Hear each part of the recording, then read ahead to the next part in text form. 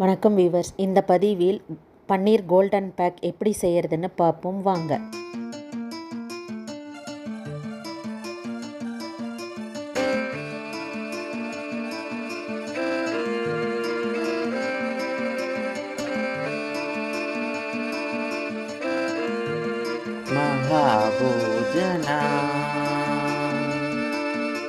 மைதா மாவு 1.5 கப் எடுத்துக்கணும். ஒரு அகலமான பாத்திரத்தில் சேர்த்துடணும்.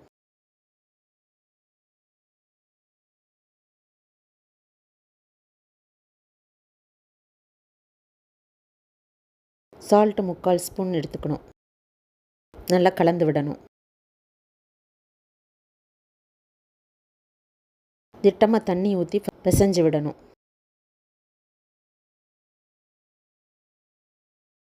சப்பாத்தி மாவு பதத்துக்கு பிசைஞ்சு வச்சுக்கணும். கொஞ்சம் எண்ணெயை சேர்த்து மேலெல்லாம் காஞ்சிடாமல் இருக்க நல்லா பிரட்டி விட்டு வைக்கணும். 100 கிராம் பன்னீர் சின்னதாக கட் பண்ணி எடுத்துக்கணும். கப்பு வேக வச்ச உருளைக்கிழங்கு மசிச்சு எடுத்துக்கணும். பச்சை மிளகாய் 2 அரிஞ்சு எடுத்துக்கணும். கொத்தமல்லி தேவையான அளவு எடுத்துக்கணும். தனி மிளகாய் தூள் 1 ஸ்பூன் எடுத்துக்கணும். துருவிய சீஸ் 2 ஸ்பூன் எடுத்துக்கணும்.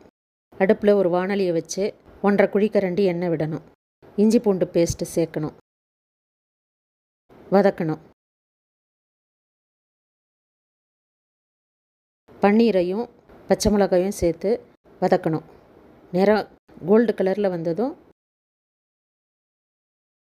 மசிச்ச உருளைக்கிழங்கு கொத்தமல்லி சேர்த்து கலந்து விடணும்.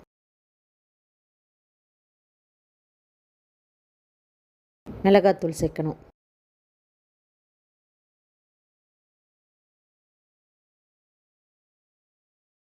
துருவிய சீஸ் சேர்க்கணும். தேவையான அளவு உப்பு சேர்த்துக்கணும். கலந்து விடணும். நல்லா சோயா சாஸ் ஒரு 1/4 டீஸ்பூன் சேர்த்துக்கணும். கலந்து விடணும். அடுப்பை அணைச்சிடணும். மாவை கொஞ்சம் பெரிய அளவு உருண்டையாக எடுத்துக்கணும். எடுத்து திரட்டணும்.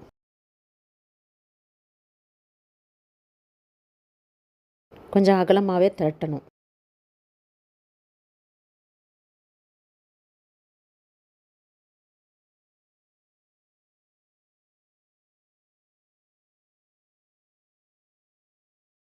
மொத்த மாவையும் இது போல் பெருசாக திரட்டி வச்சுக்கணும்.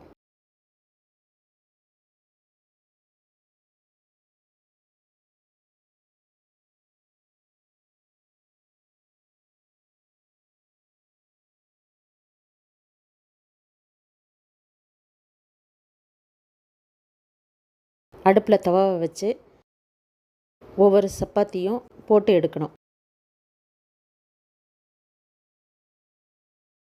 லேசாக சூடேறினா போதும். ரொம்ப வேக வைக்க வேண்டாம்.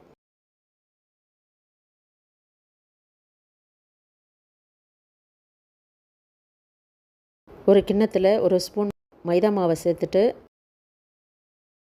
திட்டமாக தண்ணி ஊற்றி பேஸ்ட்டு போல் செஞ்சு வச்சுக்கணும்.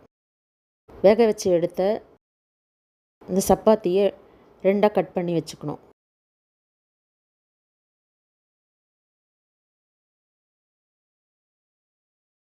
ஒரு ஓரமாக பன்னீர் கலவையை வச்சு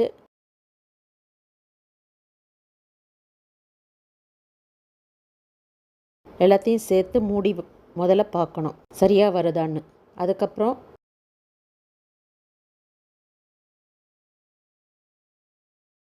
மைதா பேஸ்ட்டு வச்சு சுற்றியும் இது போல் தடவிடணும்.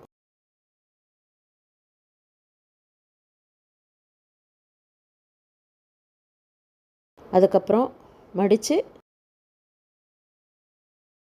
ஓரத்தெல்லாம் நல்லா அழுத்தி விடணும்.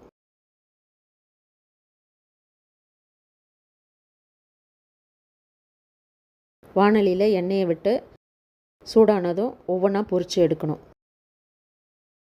எண்ணெய்க்கு ஏற்ற மாதிரி 1ஆவோ இல்லை 2ஆவோ பொரித்து எடுத்துக்கலாம்.